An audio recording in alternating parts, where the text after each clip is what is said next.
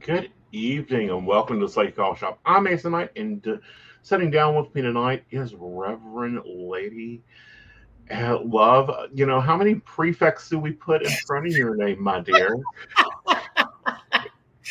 Kaisi is fine. Just Kaisi is good. Yeah. Yeah. How are you, KIC? House of I'm, Books? I'm How's the beat? wonderful. I'm wonderful, Aeson. And thank you for this invitation to Psychic Coffee Shop. Thank you. And thank you for creating this space. That's important. Yeah. It's a pleasure, darling. It Mhm. really is. I enjoy having authors on, and especially one with as many books as you have done, 19 on, Christian witchcraft and spirituality in general. What do you find so attracted to it? It's irresistible to me. I can't keep away. I cannot keep away. I eat, sleep, and breathe this stuff. I love it. It's fascinating. Hmm. And I grew up in the cult of Jehovah's Witnesses from age 4 to about age 30. At 3, 4 is when my mom got baptized and said, okay, we're done with all this, Christmas, Hmm. days, everything. So I've always been fascinated by how people worship and how people connect with spirit. Hmm. Very much so. How do you think that changes your view now on the craft? Oh my goodness. It made the craft much more fuller and multidimensional because coming from the Christian background Hmm. and a lot of my family, some of my family were hoodoos. I didn't know Hmm. this because they didn't talk about doing magic and witchcraft. Hmm. They just did it. They did things like, salt circles. One of my grandmothers was like, never let anyone get a hold of your hair. And she would take all her hair out her brush and flush it down the toilet. You never found hair from her. And she always warned us about don't let people get your hair, don't let people get, and all of that's hoodoo, right? Because they Right. know that someone ill-intended could get your nail clippings or this or that and start having some fun with it, right? So Hmm. she really started to introduce me to the idea that there was something beyond the physical. I could Hmm. sense, right? Right. That something. And then when I was younger, like a lot of spiritual people, I think, saw spirits, never had any issue with seeing spirits, except when I got to be 6, 7, 8, and we were deeper and deeper into the cult. They started saying everything you see is demonic or the devil or something like that. Right. Yeah. So it started to get a little scary for me later on. Hmm. But it didn't start off that way. Just didn't. No, Yeah. and I don't think children really think of it demonic or not good until because I was raised to where like no, you're normal, everything's normal. Yeah, everyone knows the caller ID. You don't have to announce it to the room, that type of thing.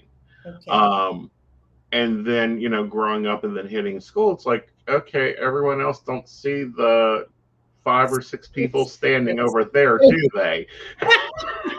and you're looking around at the adults like, Yeah. what's happening? And then they look at you like, stop staring, stop daydreaming, stop. And Hmm. it's like, what am I supposed to do with Hmm. this information? There was no one there to really cultivate these Right. gifts, right? And so you have to figure it out on your own. And that's really what I love about this soul's journey, that we get to go Hmm. on this journey. Right. of and discovery. really, explore it more and more. So how did you go from Jehovah Witness to Christian Witch? That's like 0 to 70, sweetie. I'm a radical kind of gal, if you haven't noticed. Yeah. And so, when I came out of the Christian, and I am somewhat of an extremist in my life. I Hmm. when I do something, I just like cannonball into the pool and find out what Right. it's about. So when I came out of the Christian experience, I came out because my soul bought me out. I went into a deep depression, and I was Hmm. 28, 9 during my Saturn return, and I had a deep depression after my second child. And the doctor said, "Oh, she's got, postpartum depression. It's common," and so forth. I was having this soul opening experience where my soul was saying, "Live or die," because I was just kind of coasting along because I felt trapped Hmm. in the Right. religion. So I finally decided to bust out. And what scared me, I got scared into busting out because I almost took myself out with a bottle of pills. I was standing in the bathroom. I reached for these 800 milligram Motrin that they gave me after I had the baby. And I'm thinking to myself, Asen, how many would it take for me not to wake up? I didn't think, how many would it take to take myself out? I didn't want to think about. Hmm. And so, what scared me about that thought was that I had a 2-year old and a baby, and the baby was nursing. And I thought, who's going to nurse the Hmm. baby? Who's going to take care of my children? And so I drew my hand back, and spirit spoke to me and really gave me an ultimatum: live or die. And it didn't care which one I picked. Hmm. Like, you Right. can end this incarnation if you want to. It was Yeah. extremely non judgmental. And that was odd Hmm. for me because I had been so couched in the, Programmed. yeah, and the whole judgment, like this thing that's Hmm. talking right now doesn't seem to have an agenda, and it doesn't have any judgment. It's just Right. telling me to choose. And Hmm. so I said, okay, well, I'm going to live. And then it says, okay, then really live. And Right. so I started studying books, Buddhism.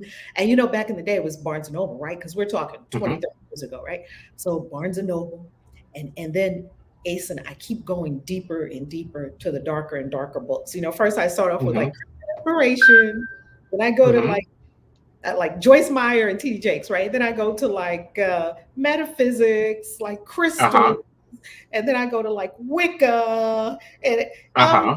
oh my God, my soul is going to the devil. The Right. programming, all the programming. But Scott Cunningham helped me a lot in those days because I read his. Really? The Oh, little green book? he's the master, even Uh-huh. still. Thank you, Scott. Yeah. He is the master, and he helped me a lot because he took it seemed very practical what he was talking about. Right. It seemed like it Yeah. made sense, and it Hmm. wasn't the devil. And I Right. had to question everything that I was told. Everything. Yeah. And that means you get to explore it. And you've got to actually figure out what works for you. And I think that is probably one of the hardest steps for students, for anyone deconstructing or reconstructing, is going, what do I actually think? What actually echoes to my soul? What do you tell your students? Because you do global retreats on this all the time. I tell them exactly what you just said. What's Uh-huh. resonating for you? What Right. is your path? That's what I ask them. Hmm. Because I'm not here to stuff some things into people's heads. We're here to draw forth your brilliance, your greatness, your inner stirring. So what's in you that's seeking expression? And it's Hmm. got to be magic and witchcraft because you're standing in front of a magic and witchcraft person and you're in a Right. magic community. And so we get to, yeah, I love that word you use, explore. Yeah. And get to really delve in and go, okay, so what is, how do I see God? How do I see the universe? Where am I in the universe? Am I in the control section, or am I just following the rock? Like the rocks in the river and just let it flow over me. They have to delve into that.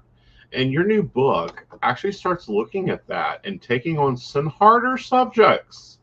You know, it's part of the Common Sense series. It's called Witch. Yes, this is my newest baby. This is my newest baby. And Yes. yeah, it's part of a series, Common Sentience book series. And it's been a, what can I say? It's been an intriguing Mhm. exploration, this book, what it drew forth, what it called forth from me. Mhm. Even the anthem that's in the front of the book, people, I'm getting feedback now from people about the anthem I Am Witch that's in the front of the book. People seem Right. to love that anthem. They say it has Mhm. tremendous power. So this book changed me. Yeah. Well, as we were talking before the show, the word witch has taken such a tone over the last 100 years. From an insult to, oh my God, I'm a devil, to, yeah, and I'm going to fuck you over, and to like, nah, yeah, I'm a witch. That's cute. Do you want soup or do you want me to tell you how to fix your love life? One of the two. What's your viewpoint of that transformation? I mean, because if our grandmothers were sitting down having tea and someone called them a witch, they'd be in trouble. Absolutely. And they would not be able to stay in the religious circles that they were in. That's for No, sure. Yeah. right. Yeah. It would, Or the person calling them would, have gotten a purse to the face. that's right. That's right. Yeah. It was probably one of the worst expletives you could call a person. Yet Hmm.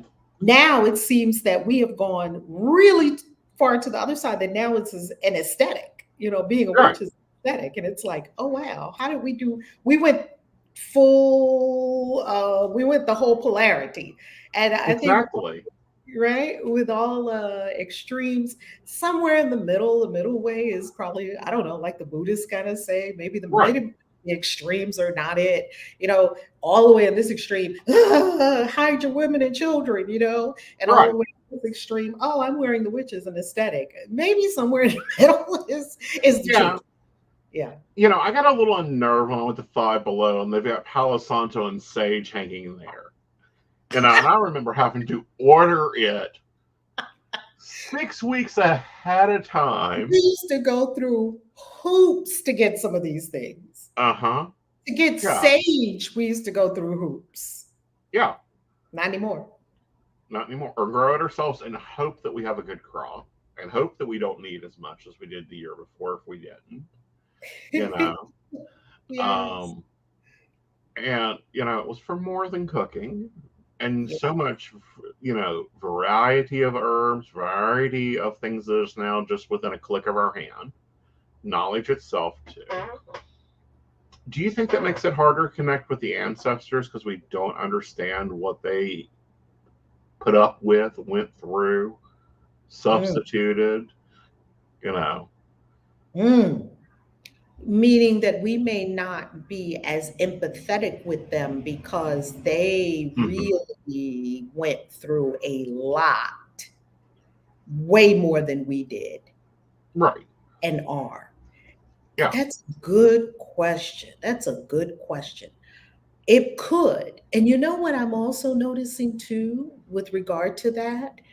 That maybe we're taking this for granted a little bit. Some of the witches that Mhm. come along now that are very young and they didn't really have to do much other than go on Instagram and get 20 spells just like that. Right.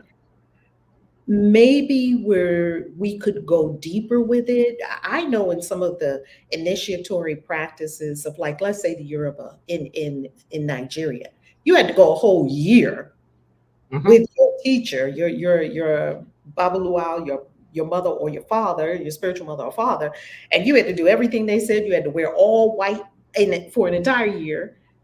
Certain people couldn't touch you. I think that's still the case up until now. It's a true Right. initiation. Yeah. Many things are like that, right? So Exactly. yeah, so I wonder if people understand the depth and the breadth of what's present in magic and witchcraft and can appreciate that when everything is just right at your fingertips. Right. And that's something else I question because a lot of traditions has the year and a day. You Yeah. can't do, you're not allowed to cast spells for a year and a day.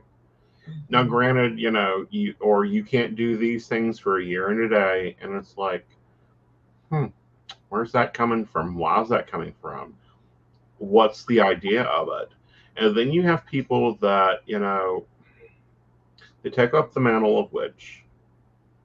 And, as you said, it's a fashion statement idea.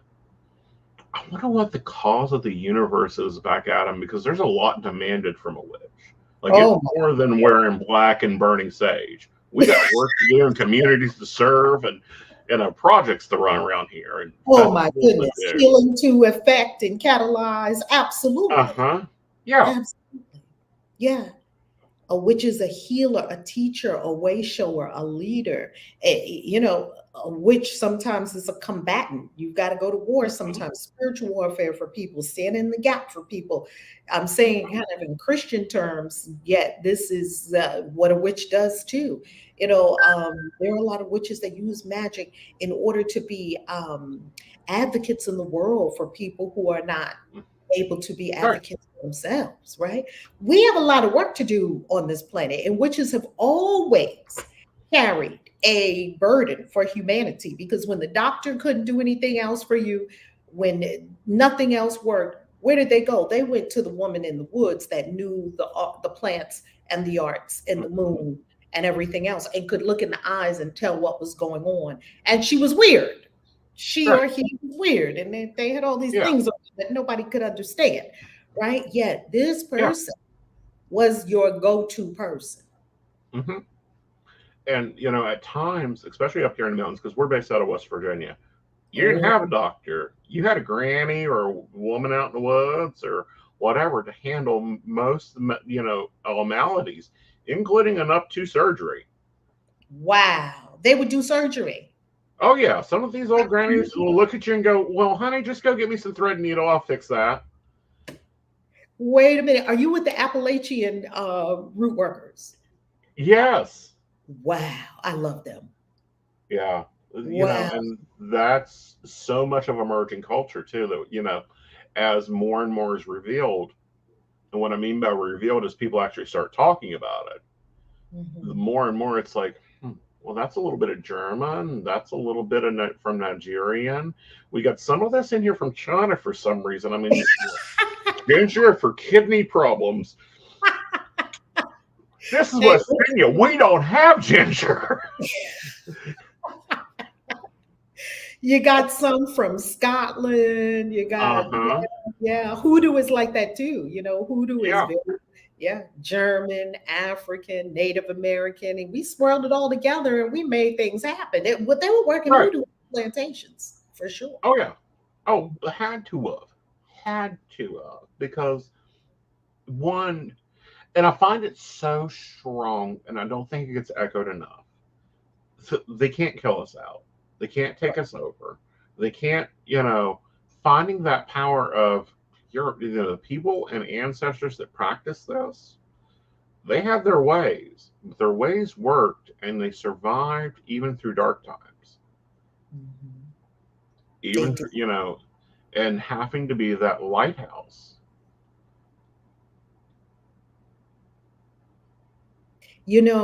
It makes me think of every culture of people have come through something very dark and devastating. Just Hmm. about every culture of people that you meet. You see people that came here from Poland because they were having some terrible, terrible experiences. People who were in Russia, they were having some terrible, terrible experiences. Hmm. So, yeah, yeah, it Yep. wasn't just, one group of people, just No. all of us. Yeah. Yeah. Well, that's why they say give us your weak, you're injured, you're poor, you're starving. That's why that was put onto the Statue of Liberty, and I think we forget it. Mm, And forget that strength there with our ancestors. Now, mm. this book takes on a few topics that can be challenging for someone new, like Really? So, angels, like dealing with angels. yeah. Because they either have one or two pictures of angels. They either have the Saint Michael with the big flaming sword standing up there, I'm going to take on the world, or they got the idea that they're cherubs running around here doing nothing but playing harps. Angels are very different from this opinion. Yeah, nah. I haven't experienced angels like that, but everyone has their own spiritual experience, and I love Right. angels, right? Because they appear to us the way we can understand it. I think, like all Hmm. spirits, spirits can Right. shape, shift, and morph, and it's like whatever you need, human, to understand what I'm saying to you, right? Exactly. Yeah. Yeah. Yeah. So, But and they're multicultural also, which mhm, is amazing. Um, very I know amazing. one teacher, and that's their challenge question: is where do angels come from? Oh, that's a good one. Yeah. What Yeah. do you say about that? I think they are a whole other species through all religions. They're the messengers, the light workers in between. What do you say? What have you worked with? Well, I love working with angels, and I've worked with them ever since I was a tiny little girl, and I never needed rituals or anything like that to call angels, even though Hmm. I've got all these angel magic books and the rituals and the Hmm. seals for this angel and that angel and so forth. And I do altar work for the angels as well. Yet for me, it's very natural, and it's just a continuous ongoing conversation. I Right. remember one day I was walking. This is how casual and natural and normal my ongoing conversation with the angels is.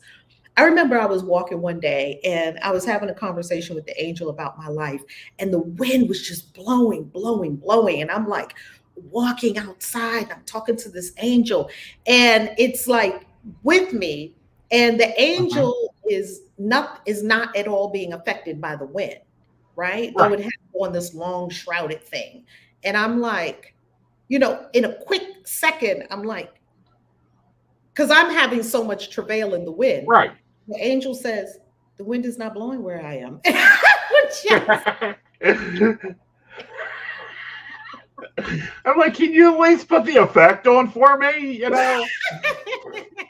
at least do something, because I'm just out here walking and walking. You know how we get so bent up, Hmm. worked up in our human thing, and I'm just walking and the wind is just blowing and blowing and blowing. And I'm just having this conversation with the angel. And it was just a fleeting thought that this angel Uh-huh. is not affected at all by the wind. And I didn't say it. It just Hmm. said, the wind's not blowing where I am. And it was just such a normal thing. Hmm. And I think it's Right. very normal to talk to angels. I really do. Oh yeah. It is. It's different. For me, they appear as other humans. Like you Oh, don't, it takes you a moment to realize, hold it, you didn't walk. There's no, one experience of mine is I'm out cleaning the car off from snow, trying to get ready to go. And all of a sudden, this woman is standing there and she's talking to me. She's like, you need to, make sure this and to do this. And, the roads are going to be icy. So do this. And this is the way to go. And, I'm like, well, thank you, because it's very common where I live, to have neighbors and whatever conversating. It didn't even pop in my head that, A, I don't know who you are. mm. And B, there's no steps of this 2 foot of snow coming up to where you're standing Footsteps or anything. or going back from where you left. I went back in the house. I was like, I ain't going nowhere. I'm just going to stay home. Stay right here. Uh huh. That's very fascinating. Do you find also that angels show up to test our level of grace, like as like a homeless person that's kind of grating on your nerves or something like that, to see if we're going to be compassionate and kind? And Hmm. sometimes, yeah, I think they help us with things like that. Very much so, especially like if you are manifesting. Like, let's say you're working with manifestation. You're trying to attract finances, money. Very much so. I think if you are trying to work on that harmonic level with the angels, you'll be surprised who stops by, who, you know, steps out, who, tests you, try to get your attention, who will pop in and go, I need to go down the road here. I just need to go to the store. I'll give you $20. You take me to the store? Like, do you really want this? Mm, What you're asking for? Where will mm, you mm-hmm, mm-hmm. go? Hmm? sure. Have you ever had these experiences that someone was working in a store? Like I had this experience in a Barnes and Noble, and I came to this Barnes and Noble all day long, kept telling my kids I need to go to Barnes and Noble, Barnes and Noble, Barnes and Noble. Finally get to Barnes and Noble, and I'm looking through the magic books. I know that there's some kind of magic book I'm supposed to get. You know how you can like bzzz, Hmm. right? And Yeah. okay, it's not here. I'm scanning, I'm just walking around, right? So I didn't find it. I had another magic book in my hand. I go to the counter downstairs to the cafe, Hmm. and the person behind the cafe looks at me and says, "Oh, so you're reading that magic book, huh?" I said, "Yes." Like he said it in a Hmm. strange way.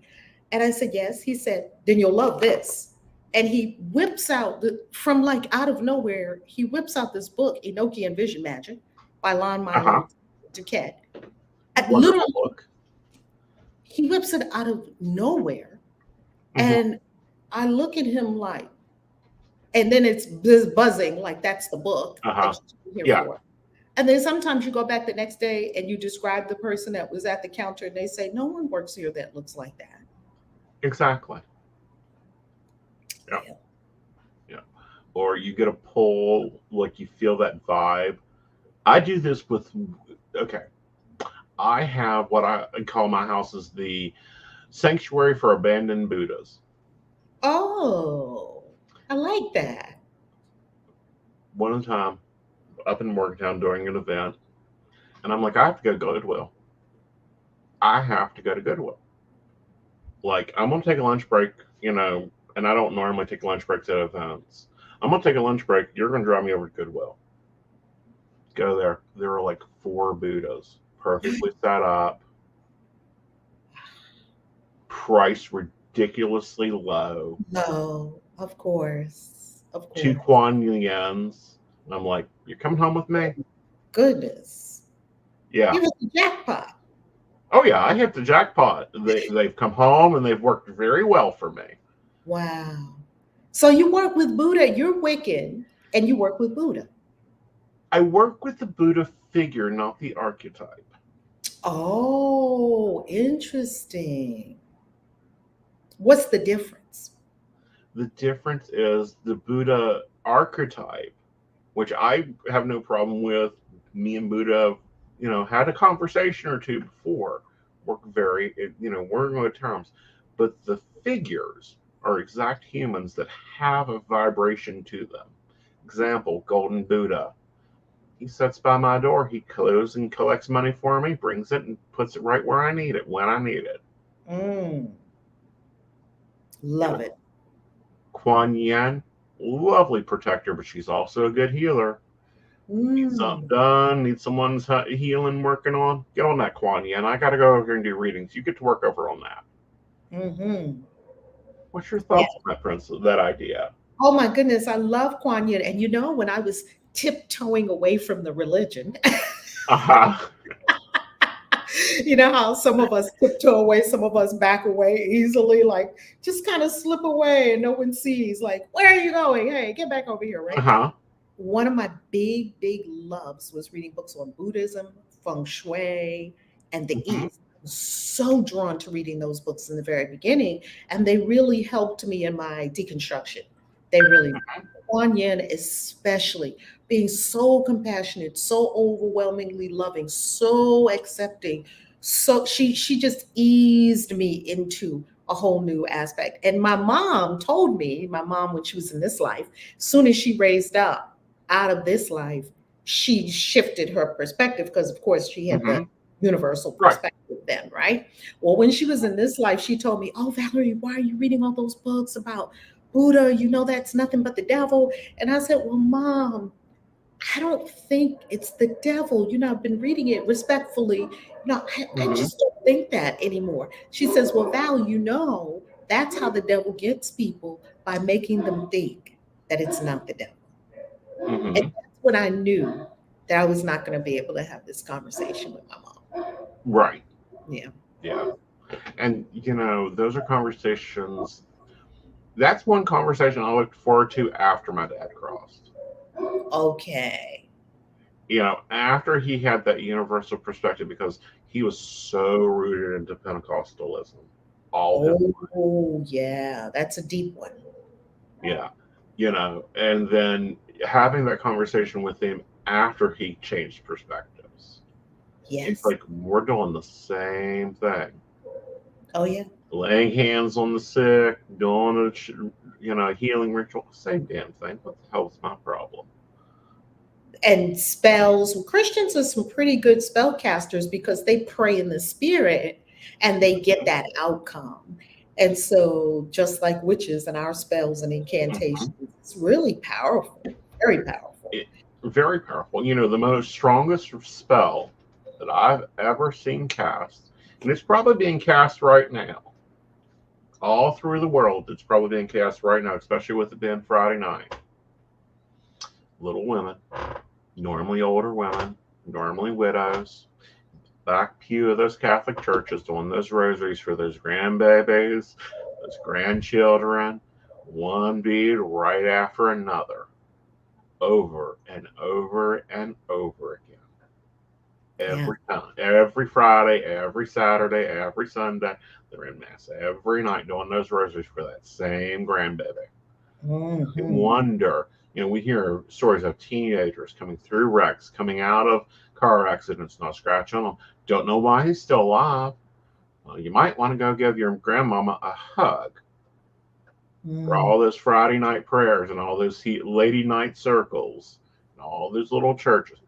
Most powerful magic ever practiced, I think, because it's pure love, pure Mm. devotion. Mm. It's so true. And it's so unselfish. It has Yes. no needs. It's coming from a place of wholeness and pure love. It really is. And they're in pure knowing Right. that this is working. Mm-hmm. This gonna Their work. This gonna faith, be handled. whoo, they do their work and they know it's done. Yeah. Uh-huh. And that is one of the hardest lessons for someone. Don't Really. question your work. Don't Yeah. question it. Mm-mm. You know, you want this. You done a spell for it. You went and researched. You went and dug it up.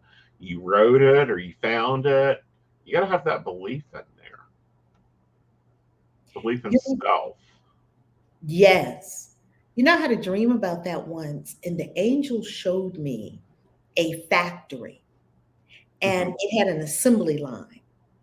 And in this, on the supplier side, it was Uh-huh. your faith, chunks of faith. And on the delivery side, on the other end, came out what you wanted. Mm-hmm. The angels, and in between was this covered part. You couldn't see what was Mm-hmm. happening, how the thing was actually turning into the exact thing you Right. wanted.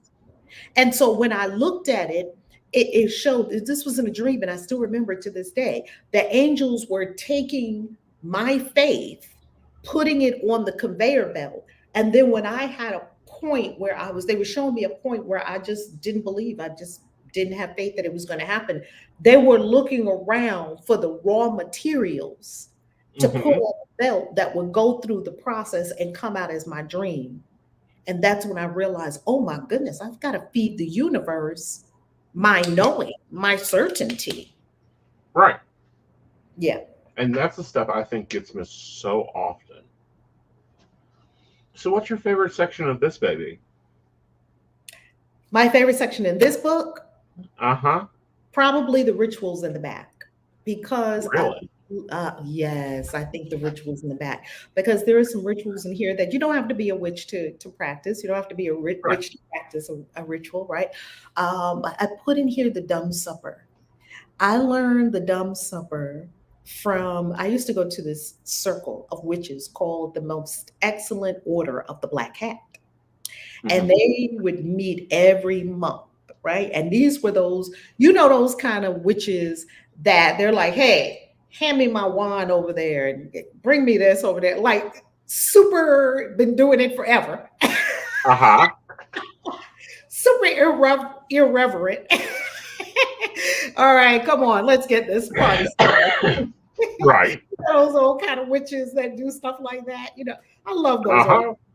Some of the Yeah. newer witches, they have like a checklist, like, oh, I have to get 9 ounces of this and 1 ounce of this and 10 drops of Florida water and 10 drops of this essential oil, and they're kind of nervous.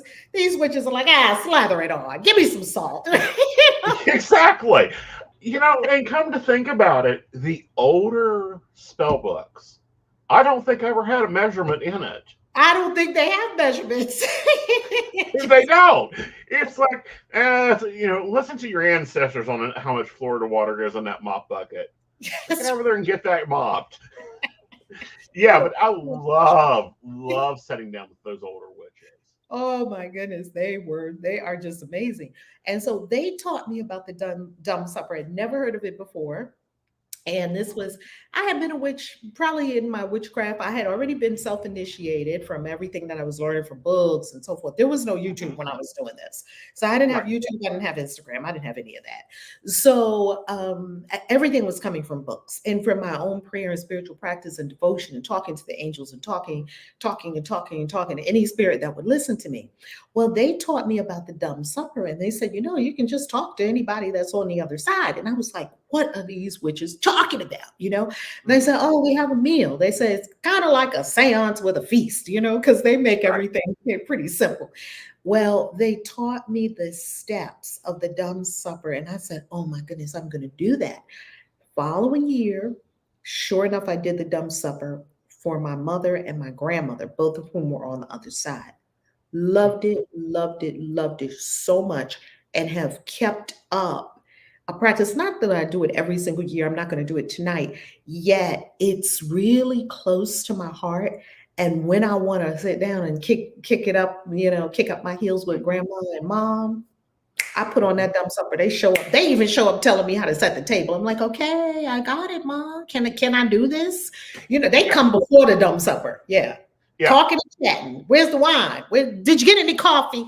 I don't like that kind of coffee. It's like, okay, they're here. Yeah. Mm-hmm. They arrive early, like you would have done in real life. Tell me how to do the dumb supper. Uh-huh. Okay, come on. I was going to call y'all in a little bit, but you're already here. So let's do it. Yeah. Mm-hmm. That's what I love about That's that. a favorite one of mine. Is it? I love a dumb supper. I love an old setting. Oh, the old setting, the whole table setting. Oh no, honey. Oh. What you do is you set up. Anytime you want to talk to a spirit, you take and you get you a box, and you put paper and pens and crayons and markers and whatever else in it. You set it up. You cast circle, and you sit, and you wait for spirit to tell you you're done. And when you get that urge, and you know when the energy is left, you open the box up, and there's normally messages on that paper, pictures on that paper, correct, total things. And all this has just been thrown into the box and then sealed. Oh, I love it. I'm going to do that. What do you call that? Sometimes. It's called sitting. It's just an old-fashioned sitting. Yep. I love that. You know what it reminds me of a little bit, Aeson? It reminds me of the Quakers.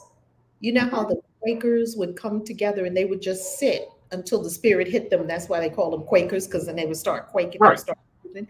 That's what they did. They just sat until somebody got a message. Very much so. And that probably comes out of the old spiritualist movement when they would do the trumpeting, because it's the same. The Quakers, the spirituals probably took it from the Quakers. The Quakers probably, the spirituals passed it into the metaphysical world. The metaphysical digested it and reprocessed it. Same energy. Yes, same thing. Yeah. What do you say to people that have a hard time seeing, or do any of your students have a hard time doing the translation, seeing that it's the same thing, it's just in different wording? I don't normally have that for my students. Now, what I have a lot of times is I have a lot that really struggle with deconstruction. When, they've normally come out, and that's what I call it, is, they left the church, they stopped going to church, whatever, had a big fight with the preacher. They're being called, but they're being pushed out, basically. Yeah. and they have a really hard time deconstructing it, and then getting them back into having faith in themselves. You Mm. know, did I do this right? I didn't get, I know the full moon was at 5:41 p.m., but I didn't start ritual to 10 because I was at work, you know, To, yeah. and it's like, stop, Yeah. Relax. relax. One, you could have done it tomorrow. Why you done it after you got home from work? I don't know. Yeah, we're still in the energy. Yeah, Yeah. we're still in energy for 3 days. It's like Samhain. Yeah. Bless you. Yeah. I had a student who was freaking out a couple years ago about Samhain. I got to work 16 hours that day, and I don't know if I'm going to get my ritual done. I know that I've got to do ritual, and I'm like, when's Samhain? October 31st. I'm like, are you sure on that?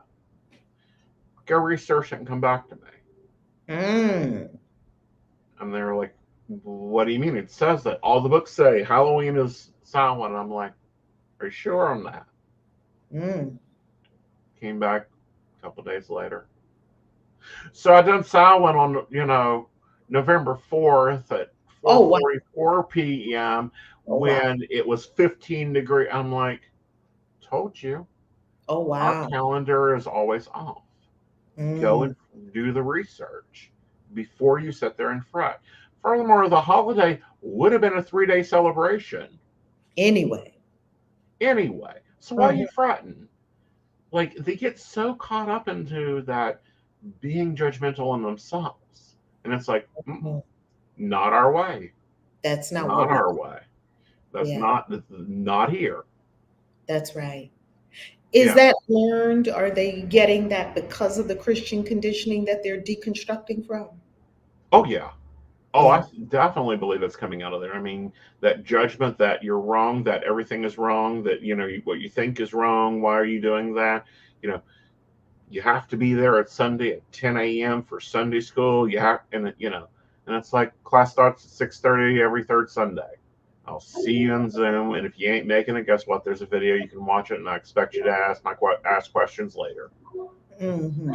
And they're just not used to that relaxed, natural flowing of energy. Mm. It's refreshing, isn't it? It is. Now, you do something interesting. You do the global retreats. Talk a little bit about that. Oh my goodness. This has been a dream of mine for a very, very, very long time. When I was about 18 or 19, I traveled a lot. I went to, well, according to the witness terms, right? Hmm. The world that I grew up in. Because I grew up in the hood. And so it wasn't all that common for people to like take a trip to the Bahamas, go to Jamaica, just fly to California, just because. Now, of course, Right. people did honeymoons, they did anniversary. It was something unusual or it was something Hmm. special, I guess you could Right. say. And there was no orbits or anything like that. Back in the day, we used to go to a travel agent. Do you remember the travel agents that had Hmm.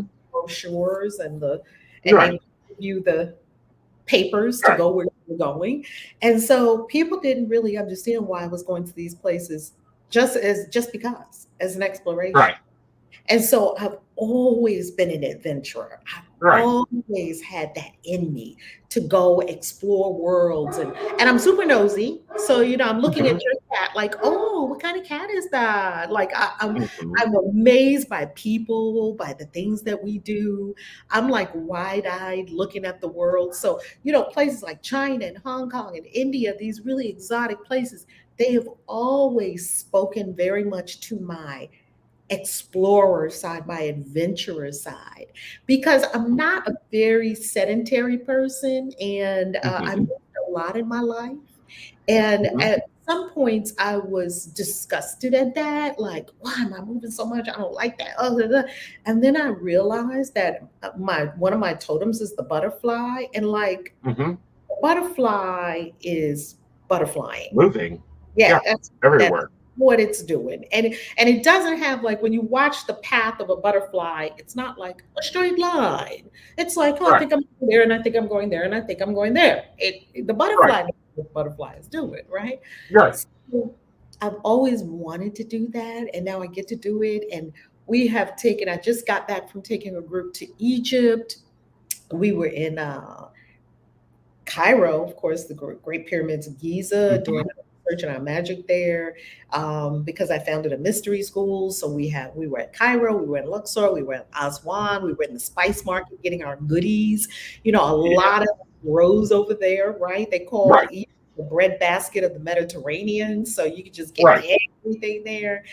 And then, we were in Thailand earlier this year. We go to Dubai. We go to places that are really purposeful and that have something very compelling for us to study spiritually. We study all spiritual walks. I think that helps me deepen as a spiritual practitioner. Seems to help Hmm. our community too, to go Right. to a mosque and dress in the garb and to go Hmm. to Hindu temples like we're going to do next year. So next year we're doing something that we've never done before. This Okay. is big. We're going to do 5 destinations in 5 weeks. So we're going to go to Wow. Bali, Thailand, India, China, Hong Kong. That's a lot. That is a lot. That Yes. is an escape upon escape, and so much culture there. Like, Oh, goodness. you warn your students, pack 2 extra suitcases. You'll need that for the supplies that you buy while you're there. I know because the shopping in China and Hong Kong. Now I've been to all these destinations before. All the people that I'm taking Hmm. have been to all these destinations. China and Hong Kong, the shopping is insane.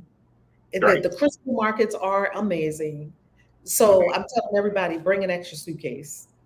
Yeah, very And then much. Either that or, plan to ship it home by UPS. I have done that. You box it up and you drop it off at UPS on the way to the airport. It'll get there before when it does, but because the crystals, the herbs, especially in China, there's a lot. Like, you want real myrrh and frankincense, you'll get that in that open market. And oh, don't pay for full price. You got to sit there and negotiate. got to negotiate with them. You got to haggle, Yeah, don't you? you got Got to to, haggle, yeah, yeah. because otherwise you insult them. Yes, absolutely. And you know what I Yeah. love about all the Chinese vendors that I've ever met? They are so industrious. They will make that sale happen no matter what. They will make Mhm. this. What are you looking for? They will go find it. They will go through the whole market and find exactly the thing that you are looking for. They'll make the sale happen. Oh yeah, So we're gonna have a lot of fun. there's a lot And of we're gonna fun. grow a lot because each one is tailored.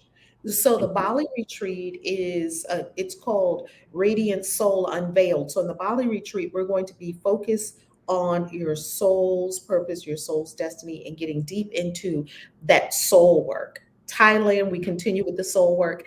In India, we're going to be doing devotion. What are rituals about? What are the rituals of the Hindu gods and goddesses? We'll be in the temples in India. I love the temples in India. Then when we're in China, Hong Kong, we're going to have Dragonfire Ascendancy. So we're going to go to Ooh. Dragon Grotto. Yes, that's the name of the retreat, Dragonfire Ascendancy. And so it's going Uh-huh. to open that throat chakra. It's going to help people fire up their inner dragon, be able to do things, breathe fire, speak life, do the things that they don't think that they can do, break out of shells and really Mhm. step into their dragon. That Mhm. dragon energy is so powerful. I love It dragon. is. It is, and it's very conductive. Mm. It's able to really just not only breathe life, but form it for you. Mm. Actually, if you're working in that fire, if you compare that fire dragon with a water dragon, Oh, that's a conductive energy right there playing off each other that is mystical at best, but explosive if in all the ways you want it to be. mm. That's That powerful sounds. elemental magic right there. Oh yeah. Powerful. Oh yeah, and it echoes so much from right now I'm kind of digging into the Tibetan magic. Uh, Oh my goodness. You're up there with Jason Miller. uh-huh. He's deep into that. That's where I think he had a lot of his training too, didn't he? He did. He got a lot of other training there. I tend Mm. to like to delve in and go, okay, what's the common threads, what works, here's a common example. What color's a money candle? Well, green is what they say. Next time you want to really see something happen, use orange. Orange. I wouldn't have thought orange for money. I look at your money when you go to Thailand. Look at Ah, how violent, how vibrant those colors are, reds and oranges. yeah. Try Very it. in Thailand. It Yeah, is. yeah. Mm, interesting. Okay, I'm gonna try you out on that one. Okay. I'll let you know how it goes. I'm gonna try you out on that one. So, Yeah. you've got 19 other books out. Yep. Where do they Actually, start with I'm up you? to 25 books now. Yeah, I'm up to 20. Really? Yes. I write, 25. I write every day. I love writing. I write every Good. day. Yeah. Yeah, I love So, it. 25 books out. Where should they jump in at? They should jump in at, that's a good question. Depends on who's jumping in. So if the person jumping in wants to know about Christian witchcraft, then I would say How to Be a Christian Witch is Mhm. probably the best entry point for if they're looking at, okay, I was a Christian, how am I going to delve into this magic? Because How to Be a Christian Witch doesn't tell you, even though it gives initiation instructions, it gives protocols, it gives practices for Christian witchcraft. It doesn't tell you what to do. It simply gives you a protocol and a working framework. So if you are coming out of Christianity, deconstructing, or you still want to hold on to Right, the Christian roots that mean something to you, the Christ right, relationship that I've had with Christ consciousness, it's with me. It's in my blood, right? And right, so that's why I learned from spirit communication that I wasn't supposed to drop that because I had a Christian on right, one side and a witch on the other side inside, and they were kind of like at loggerheads, not right, because they were actually there was nothing that was naturally antagonistic about the two of them. It was right. my thoughts, my beliefs was holding them apart Mhm. Right. instead of just allowing it to integrate into one beautiful spiritual practice of Mhm. Christian witchcraft. So I would say if the person is starting there, then How to Be a Christian Witch is probably the best book for that. If a person wants a general book on spirituality, I would say God is in Love with You, because that book is all about the love of the universe. And that's a really solid, like spiritual tone. And then if people want something like an everyday reader, like just snippets Right, every single day, I would say Soulgasm, because that's like you live a busy life. You're not gonna sit and read a whole book through. Give me right, something good every day. right. Which, Soulgasm. they've found that, if you take and read like 2 or 3 pages every day, it actually improves your mood, your energy, your thought process. That's why devotion, any form of devotion, any religion you look at has a period for doing devotion. Yes. Yeah. Yes. I love devotion. I Mhm. do. I love devotion. It brings us to the heart of self, and the heart of self is the heart of the universe. So it's a big oneness practice for me. Mhm. Oneness with myself, the universe, and all people. My global travels have taught me we're all the same. We all just want to be happy, just want to Mhm. worship in our own way, be Right. free, be happy with our children, our homes, and our families, Mhm. plenty to eat, thriving. And most people don't want to be a cajillionaire or a billionaire or whatever it is. Mhm. They want to be thriving and abundant and really have a purposeful life of meaning. Mhm. And and feel connected. Like they really want to be connected to themselves. A lot of them I see are tired of being numb. Mm, that's a big one. Hmm. That's a big one because we have so many numbing agents in the world now. Yeah, TikTok, Instagram, Facebook, And X. you're popping the pills, right, with them. Right. You can Yeah, really numb Netflix. You can numb out on Netflix. You could. There's a lot yeah, of things you can numb out on. Yeah. yeah. There's a lot of numbing agents there. There's a lot of, and that's the thing I think Circle does for me, and does for a lot of people. It gets us back to that inner talk, that inner connection, that inner view of like, no, you're human. You're having an experience here. The world isn't against you. Hmm. That's right. Mhm. And it feels, um, when I do my ritual work, it's an experience of being viscerally in my body and viscerally a spirit at the same time. Right. Because you can't be one or the other. You have to go into those multi-plane things, Yeah. and seeing all the subtle bodies acting as one on all planes. Hmm. That's practice right there. It took me Yeah. years to start to Hmm. develop that. Years of meditation, chanting, ritual work, reading, studying, walking in the woods, just doing nothing time in the woods, just Right. sitting by a river, just doing nothing. Hmm. That's Yeah. why I like Dorothy Morrison's first exercise for her students. What is it? Think of nothing for 5 minutes. Mm. Clear the board. And then her next step of that assignment is hold one thought for 5 minutes. It'll take about 20 years to Very, be able to do yeah. that. Oh, yeah. Especially in today's time. Especially.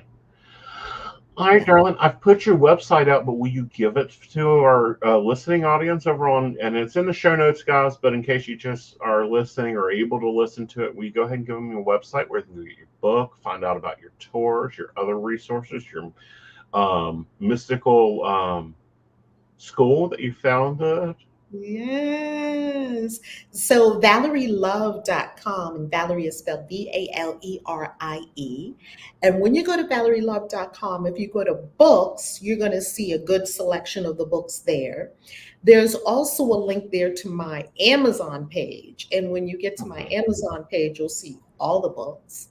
And then while you're there, you can also see classes, because there are some on demand classes right away, money magic classes, rituals, things like that. And then you'll also see a link there to Christian Witches. Now, that's its whole own website as well.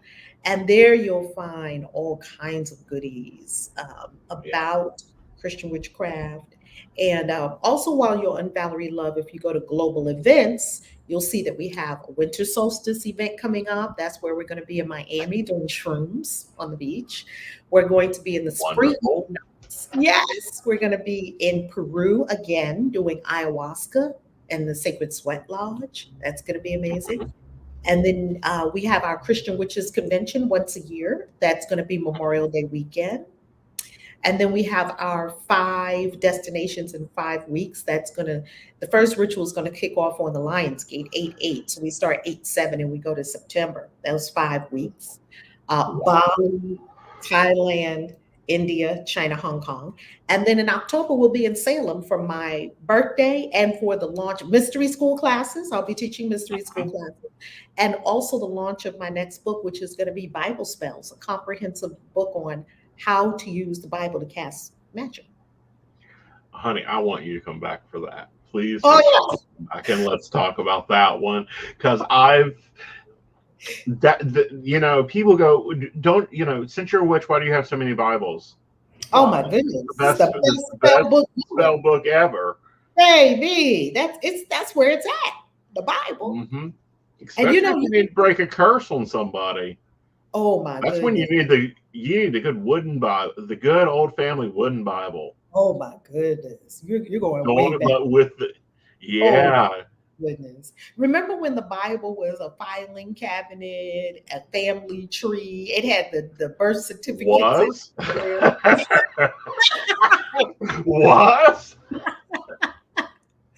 My grandmothers had everything in that Bible, a family tree drawn out and whatnot. Oh uh-huh. my goodness. You love those. Oh, I just love those Bibles. Just love Exactly. They're wonderful, honey. You get someone, and this is not normally when they come to you once or twice and sworn up and down, no matter what the egg says, no matter what the thread says, that they got to curse them. Sit them down, say a prayer, pick that Bible up as high as you can, and drop it on their head 3 or 4 times. It'll knock out any curse they think they have. that's literally beating them with the Bible because they beat us with Exactly. the Bible. Yeah, and it worked. It worked. It works. It works. I have seen it work. People think that I'm being mean. I'm sorry. I have seen people that have, I don't know who they pissed off, Mm, what they did, or what they got on them. I have seen it, like people that have lost everything. mm. And it's like a restart button for them. They can, Wow. they'll start getting work again. They'll start, rebuilding relationships, building back their life again. Seen it work every time. But it's Interesting. like, I don't use that unless it's like, did you take a salt bath? Did you sage? Did you buy new shoes? Did you go and wash in the new river? Did, run down my list of You all wrote the you think list. are, Yeah. yeah. And they're like, I've done everything. The doctors can't find anything. I went to a psychologist because I'm one of those. It's like, oh, no, you need to go see a shrink before you come see me. That's right. Yes, sure. I have had several mental health professionals over the years that help tremendously alongside the spiritual work. I think that's a great Right. combination. Hmm. Yeah, you have to combine that. You have to combine the amount of the web, the real, the male doctors with the witch doctors. Yeah, Yeah, yeah. It's a good holistic practice. It's a good should holistic. be, should Hmm. be. Well, Yeah. honey, thank you for stopping by. I'll talk to you Oh, later. Aeson, it was so wonderful. Thank you so much for having me. We'll talk again. Look forward to it, my dear. Okay. All right, guys, we're going to take a break and we'll be right back. Hey everybody, Lady Gwendolyn here from Rowan Temple of Light, and I'm here to tell you about our events this summer. First up is Beltane in the Hills, May 13th, and that is from 1 to 6. We have entertainment, we have a bunch of vendors, we have a fairy photo shoot. It's going to be exciting. You having any questions, reach out to Earth Magic or to myself. After that, we have Central West Virginia Pagan Pride, August 19th. That's at Holly Gray Park from 11 to 5 for the day. And we will have Sarah Masters coming down from Pittsburgh to be our keynote speaker. We have some great classes for that. So if you want to get involved, reach out to Rowan Temple of Light at Gmail, or just follow us along on Facebook at Rowan Temple of Light, and we look forward to seeing you out in the community. See you there. Welcome back, Goblins! My name is Jason, and I am the host of the Esoteric Book Club, a podcast that examines titles on the magical, paranormal, the mysterious, and the strange. I release 2 episodes a month, in which I review books on esoteric topics, recap news of the weird, and conduct interviews with authors, practitioners, and experiencers. The Esoteric Book Club can be found on every major podcast service, or can be streamed directly from esotericbookclub.org. Hi, I'm Aeson Knight. I provide tarot readings covering everything from love and relationships to your life questions and your most spiritual answers. And also, I provide a lot of guidance in finances and divorces and all those relationship problems. So, if you'd like to get a reading from me privately, not on air, you can feel free to do so by visiting aesonknight.com and booking your appointment. I also provide on-demand services, so if your life is a little chaotic, you can go ahead and click that Call Now button there on my site. It'll connect you to Keen, and if you've not been with Keen before, you'll get 3 free minutes to talk with me, so that's great for a quick answer question. All right, guys, back to the show. Enjoy. Bye, y'all. Hi, I'm Tracy Van. I provide a blended reading consisting of mediumship, psychic, and tarot cards. A reading from me can cover any guidance you need from relationships with your partner or your family, spiritual, financial, any questions you may need clarity on. If you would like to book an appointment with me, check out my website, tracyvann.com. That's TracyVann.com. I have bookings from 15 to 60 minutes you may choose from. That helps if you just have a quick question, need an answer, or if you're looking for a reading in more depth, I'm here to provide the guidance and clarity for you. Let's just figure it out. Bye. All right. Hello, Joe, darling. How are you? I'm doing pretty good. Managed to get some roses together back there that you Yes, cut you down. did. Yes. Christina, bring me the axe! He screamed into the house. No, it wasn't that bad. It's not that big of a rose bush. I mean, it's No, a they big rose weren't. bush, but it's not that kind. I didn't need the axe. I had maintained my roses. This is like this. We only missed trimming them last year. Yeah, usually you cut them back, but this past year you were like, let's see what happens. Right. And yeah, we saw what happened, and it was. Yeah. I mean, it sounds rude to say it was kind of sad, but it was kind of sad. Right. They just do well here to be forever roses. So we cut them back. We reverted them. We, it still was blooming. And this is unusual. I mean, because we had our freeze last night. They were still blooming. And I'm like, look, I am not having roses on Christmas. Fair enough. although if it's warm enough, it may resprout. But no, your whole thought had been last year was that maybe it would winter and Right. it would, reinvigorate the existing stems and just keep going. And when I say it was sad, is that is not what occurred. It started all new, way down at the ground. Right. And I'm like, okay, fine. I want nice rose bushes. So I done the trick-or-treating this year, which, guys, I'm used to passing out bags and bags of candy. Wasn't that much. So I'm like, okay, fine. I will get to the yard work that I wanted to get to. It was well, and we've been having that. Actually, this year was pretty decent. Yeah. Like compared to some previous years, because usually Invisible Assistant, that's one of his things, but he had to work tonight. Right. So yeah, usually that's his thing. And I know from the last few years, it's been like, we had 4, we had 2. If it wasn't for your cousin, we wouldn't have had any. Right. Which, did she drive through? No, she didn't drive through either. I'm going to get on her, but anyhow. Oh, they can't. Right. Because isn't the youngest one 12 and up? Well, shoot, yes, he is. We were getting ready to be all mad, and then it's like, well, shit. That was his last year.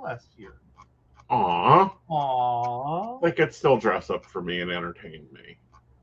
Yeah, but no. In the words of the elder child, no. Yeah. But no, it was it was fun. I was surprised though about parents, and their allowance of some costumes. I keep saying it's because it's so cute. It's so adorably cute. The fact they're gonna fall, it's like, nah, they're kids. Like, it's cartilage. It'll heal. Yeah, like these blow-up costumes that you cannot walk in, but yet you're taking your kid on a 3-mile walk from house to house to house to house to house to house. Yeah, I don't know what the deal is either. I don't either. Oh, did we have any well-dressed adults though, or was it all just like moms and dads in t-shirts and shorts? Like, let's get this over with. Oh no, we had a visit from Back to the Future. Oh, nice, nice, nice. Yeah, we had a few witches, a couple vampires. Like, the parents got dressed up too, which was kind of cool. We also had block music from one of our neighbors.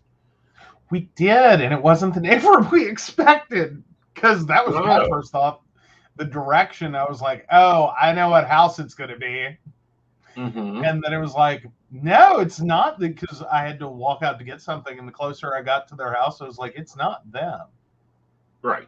Like, this is beyond them. And I was Mm-hmm. thinking it might have even been across the street. And I was trying to figure that one out.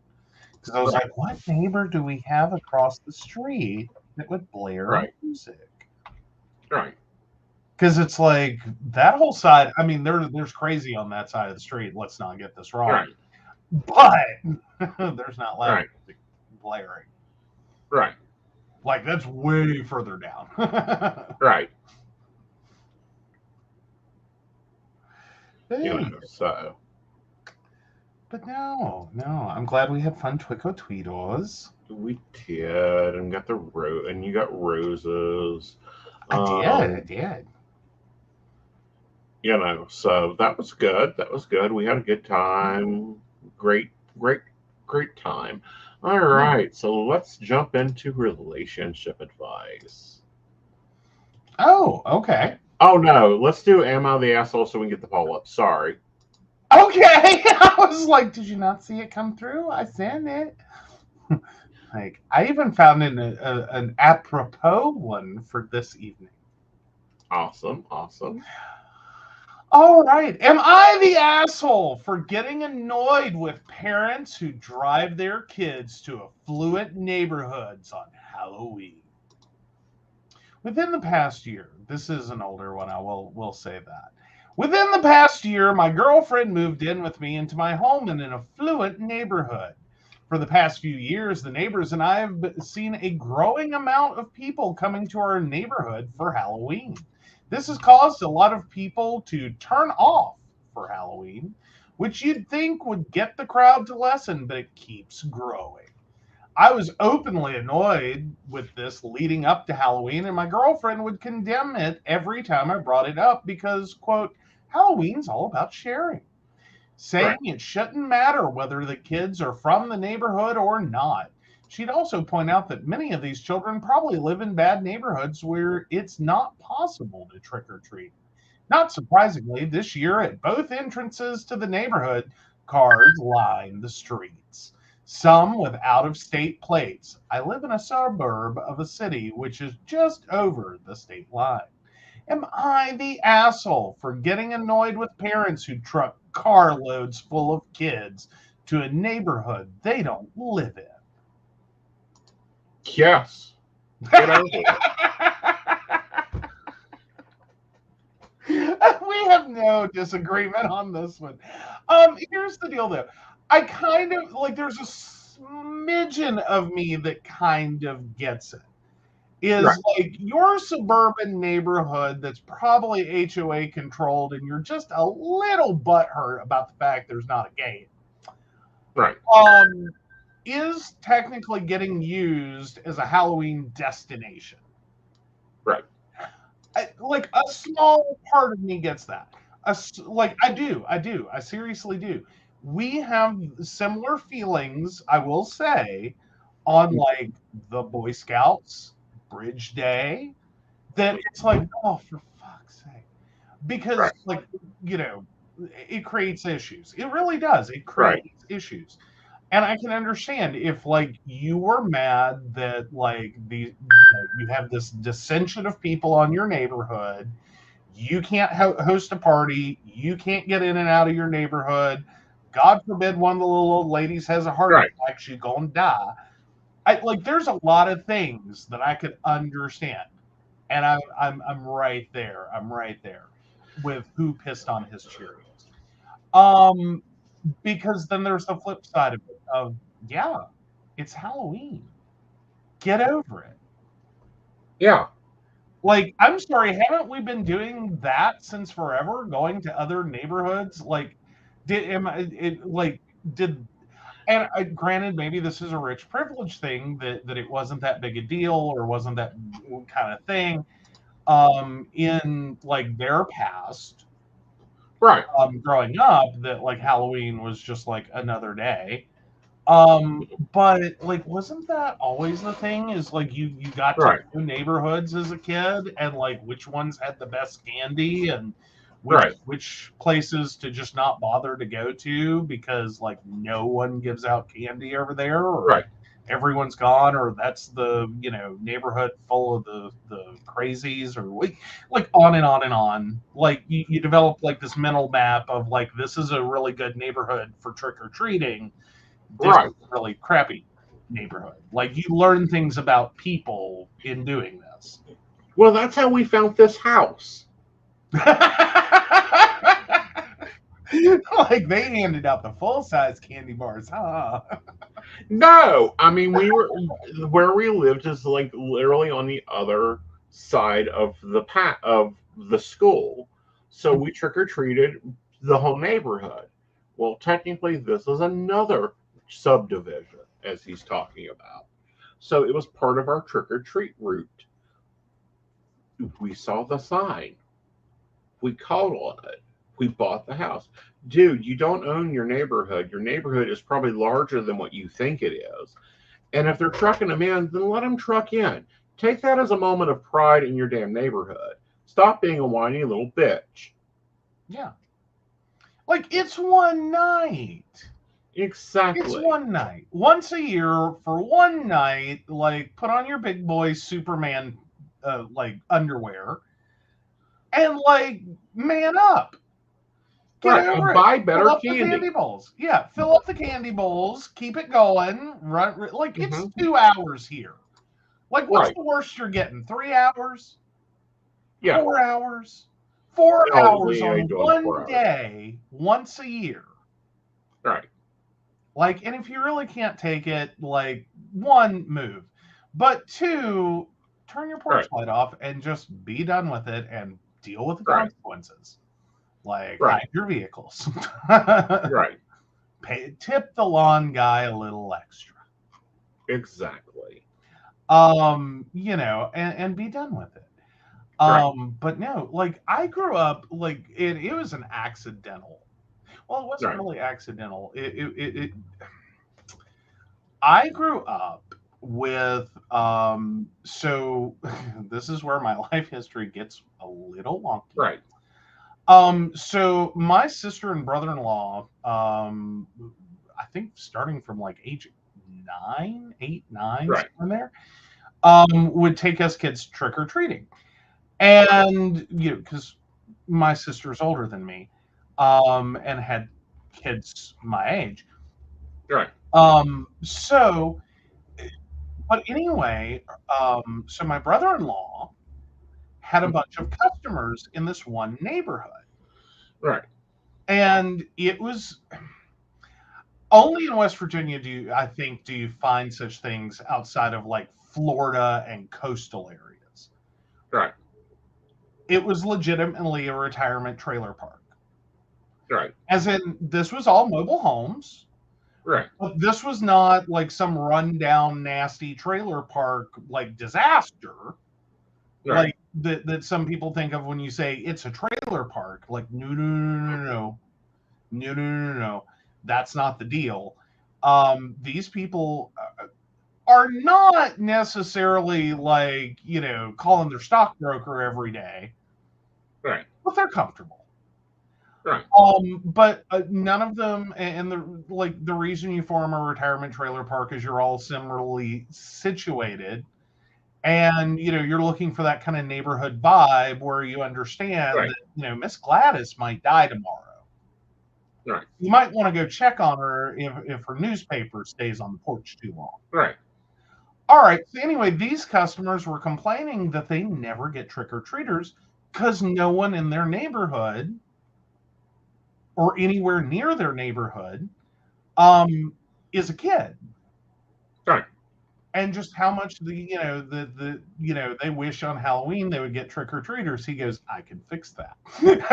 Tell your friends. So all right. And not only did he take, like my nephews and I, but like he started recruiting. Mm-hmm. Like, take your kids over here. Just take your kids over here. You will make these little senior citizens light. Like, forget Right. their day. They're light. They will be talking about this till next Halloween. And these little senior citizens showed up. Mm-hmm. Full size candy bars, individually purchased. Like, there was no bags of candy that they bought and poured together and mixed. No, they bought full size candy bars. Uh-huh. And we're handing them out like it was like, miniatures. Just like, here you go, here's 5 candy bars. 5 whole ass candy bars. Uh-huh.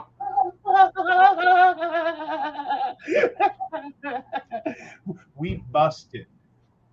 We busted Halloween bags. We had to start using pillowcases. It was Uh-huh. the thing that would hold up, and not just one. Right. It was insane. Right. So I've done the neighborhood tourism for Halloween, and I get it. And Right. think there are certain way in which these people knew what was going on, and this was a desired thing. Now, Right. there were neighbors that in that trailer park, of course, that were like, "Yeah, I'm not interested." So they turned off Right. their porch light, and quite frankly, the rest of the neighborhood showed up.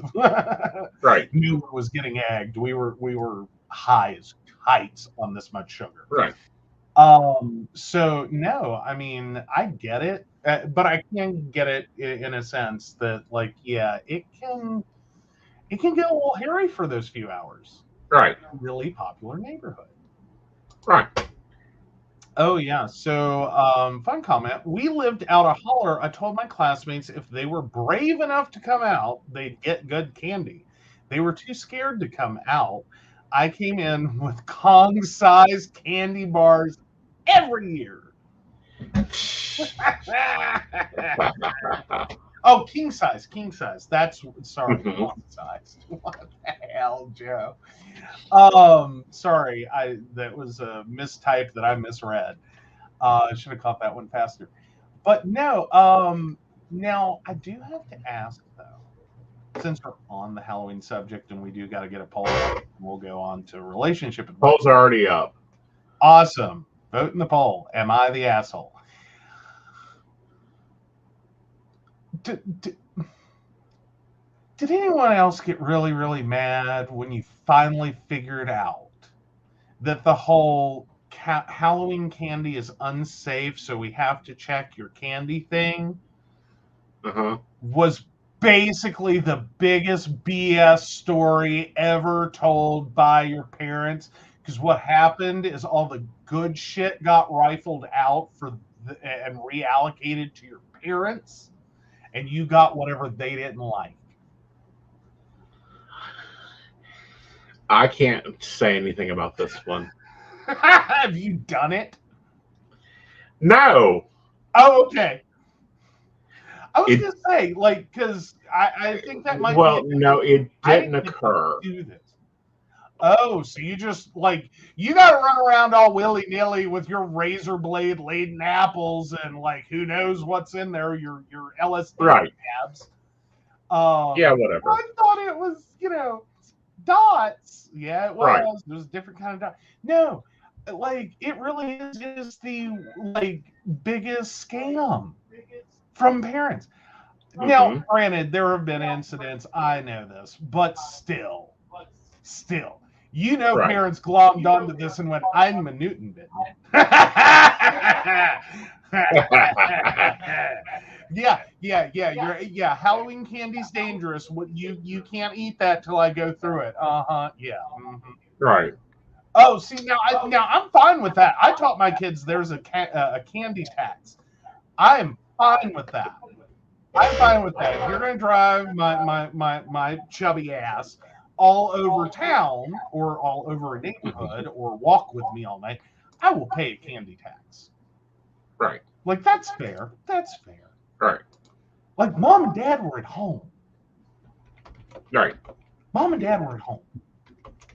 They were sitting and watching TV and handing out candy. And God knows, between mom and dad, they bought enough extra to start with. Mm-hmm.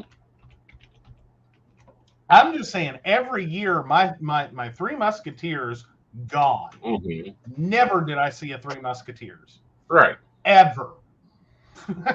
Ever. Right. Ever. No, they were all bad. Right. This woman looked me in the face. Like, I have trust issues. That's what I'm saying. Right. All right. So let's get over here to relationship advice. Awesome. All right. 31 male, don't have the will to leave or stay married to 35 female. Been Right. married for 10 years. She was somewhat abusive, too clingy, and heavily reliant on me. We went through a Right. rough patch in 2018 and separated for a year. I wasn't Right. strong enough. Do what now? I'm listening. Okay, sorry. Did we need to take a second? No, we're good. Okay. I wasn't strong enough, didn't have the financial stability to remain separated, and don't have any support systems in place, so I ended up moving back. During that time, she stayed in the house, which is already paid for, and kept everything except for my clothes. After moving back, there was improvements, but I feel like I have a bit of PTSD. I haven't been happy since getting back together. I don't have the strength to fight or to try. I want to leave, but fear I'll end up in the same spot. I'm scared to work towards anything because she threatened to lawyer up even though I said I'd give her half. And I know it doesn't matter, but I helped her through school with my own money. I always managed everything in our life outside of chores, cooking, cleaning, laundry, which I did help with, but not on a daily basis. I'm tired and becoming a worse me the longer I stay. I've seriously contemplated suicide twice now, but never acted on it. Yes, we've been to therapy on our own and together. The problem is that I just don't have the energy to do anything other than work anymore. I have decently high executive function and I know what I have to do, but I'm slowly drowning and it feels like swimming in shark infested waters. So, what's the point? We're also a model couple, and people think we've got it figured out. But the reality is different. While I don't care much for what people think, I also do feel like it may impact those around us, like my nieces and nephews asking where she is, etc. Is it possible to start the divorce process peacefully? If so, how? Meaning, should I just have her communicate with a lawyer? How can I find the drive to make it through? How can I approach her so that she cooperates? What can I do to prep for separation so that it's not as rough, whether with her or in myself? Oh, that took a different turn. Like, somehow I thought this was going to be like, how do I find the strength to just keep going? No, it's how to get out of this. Okay, so I'm going to sound cold, heartless, and done. Because you are cold, you are done. Done. Yeah, cold and heartless at this point. 1, store up enough money to restart your life. 2, restart your life. 3, contact your lawyer, have them serve divorce papers, and walk the fuck out. Let them handle it. They got to deal with their situation. When you're done, the only thing you're doing is hurting each other by continuing. I think when it comes to his questions, though, I think he wants something you just aren't going to get. No. It's not going to be a quiet, peaceful divorce. You're not going to make her cooperate. Right. So really, it is about just being done. Right. And the way you find through it is it will be over with. Right. Like, this is going to hurt. Mm-hmm. It's going to suck.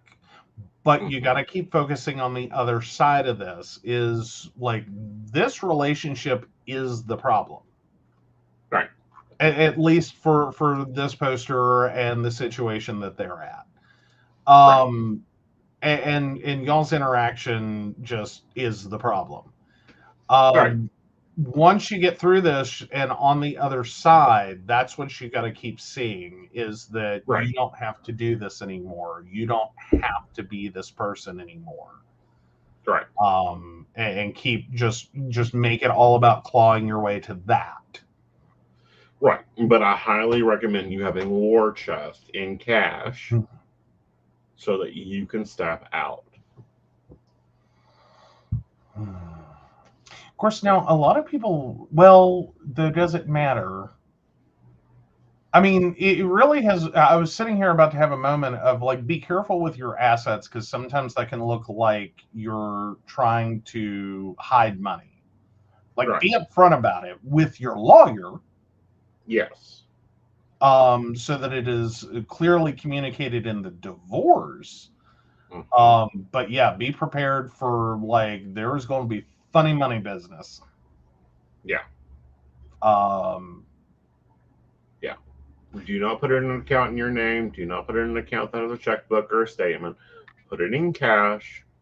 Put it in a safety deposit box or a shoe box or your wallet or wherever, but so that you can start over. And then do that. So, third stop after your lawyer's office is a therapist for yourself. I don't know that that's even a problem to go ahead and start that to help with, like, making the connection that, like, no, there's no happy version of this. Right. Like, there's no kumbaya and we're all gonna braid each other's hair after the divorce. Like, right. No. No, that ain't happening. All right, so let's go and see if you're the asshole this week, because in my opinion, this one is.